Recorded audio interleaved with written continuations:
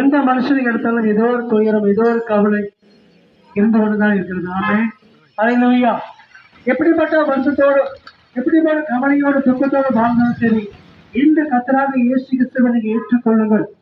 கர்த்தராக இயேசு கிறிஸ்துவை நீங்க விசுவாசிங்கள். அப்பொழுது துக்கமெல்லாம், துயரமெல்லாம் கர்த்தர் சந்தோஷமாக மாற்றுவார். உங்கள் தொழில் வியாபாரங்களை கர்த்தர் ஆசீர்வாதமாக மாற்றுவார். வியாதிகளை நீக்குவார். இதற்காகத்தான் 2000 ஆண்டுகளுக்கு முன்பாக அந்த கல்வாரி சிலுவையிலே நம்மளுக்காக, நம்முடைய கஷ்டங்களை போக்குவதற்காக, நம்முடைய வியாதிகளை நீக்குவதற்காக, துயரத்திற்கு பாடுகளிலிருந்து காலையில சந்தோஷமாக மாறுவதற்காக அந்த கல்வாரி சிலுவையிலே நமக்காக ரத்தம் சிந்தி மரித்தார். அந்த மரித்த இயேசு 3 நாள் உயிரோடு இருந்தார். இன்றும் அவர் ஜீவிக்கிறார். ஜீவிக்கிற அந்த இயேசு உங்களை பார்த்து சொல்லுகிறார், மகளே, மகளே, எந்த வருத்தத்தோடு